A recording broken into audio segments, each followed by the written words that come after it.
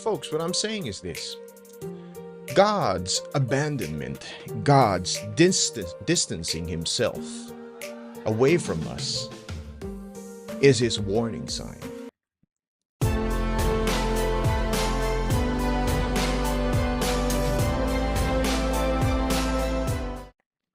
Let's talk about a warning sign that the judgment of God has already started in the life of a person. Now, this warning sign is difficult to detect simply because it appears at a time in our lives where we feel that we are at the top of our game. You got friends cheering you on, people who envy the things that you do, and you really feel proud of what you're doing. I remember the time before coming to Christ where my friends and I would spend a lot of time doing a lot of stupid things. And we would brag about the things that are actually considered to be immoral. Things that we would not normally do or talk about in front of the people that we respect. We would consider people naive and even call them foolish for not doing the things that we're doing. We not only do it, but we promote it.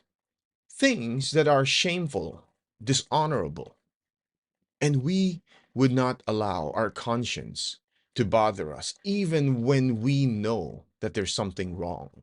We would intentionally numb ourselves by continually misbehaving. I remember I kept ignoring this warning sign, and little did I know that my life is falling apart. I was becoming the person that I abhor.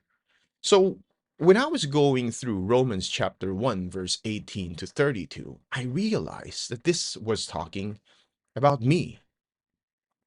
If you actually read through the passages, you will notice a couple of things. First of all, Paul provides a laundry list of sinful behaviors, ranging from idolatry, strife, envy, gossip, slander, homosexual behaviors, disobedient, disobedience to parents, and the list goes on.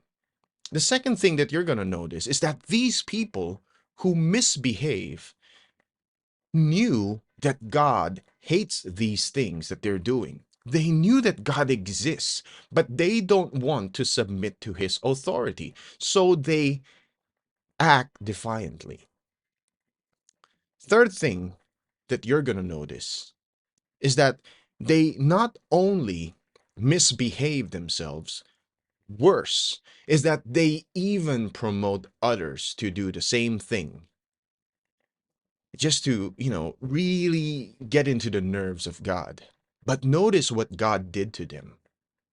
Because in spite of all his efforts to reconcile them back, they still continually misbehave. So what Paul tells us is that God gave them over to their dishonorable passion. God gave them over to whatever it is that they enjoy doing so much. Now, I found out later that this phrase, giving them over, is actually the abandonment of God. God has already started started taking away his protective hands off of these people and allowing them to reap the consequences of their sins. His abandonment is actually distancing him away from these people so that they don't feel his presence anymore. It's like evil kids who don't want their parents at home. So the parents had no choice but to leave them alone, allowing them to live on their own and suffer the consequences of their misbehavior. I remember what Paul said in 1 Corinthians chapter 5, verse 5 about handing over this disobedient person over to Satan as a last-ditch effort to save him from eternal damnation. Folks, what I'm saying is this: God's abandonment, God's distancing himself away from us is his warning sign.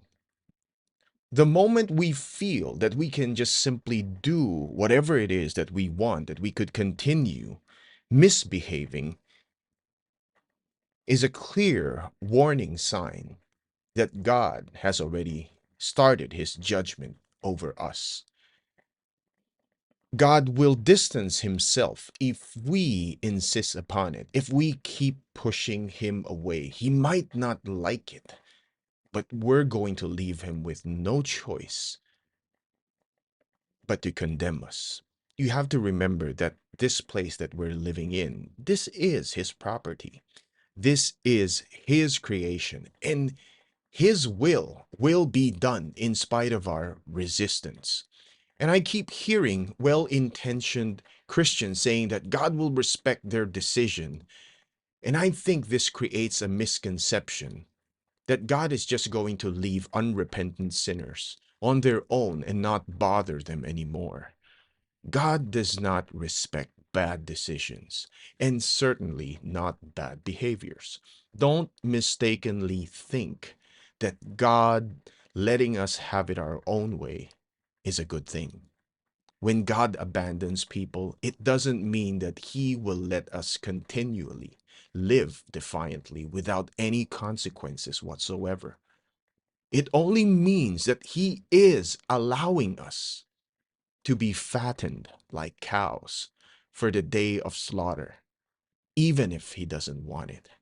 The mere fact that he abandons us, the mere fact that he still sends this subtle warning sign, tells us that we still have time, tells us that we need to repent. Okay? So while we still can, while he still sends these warning signs, let us heed the warnings. Hebrews chapter 3, verse 15 says, "Today, if you hear his voice, do not harden your hearts as in the rebellion." With that, thank you, and I'll see you on the next video.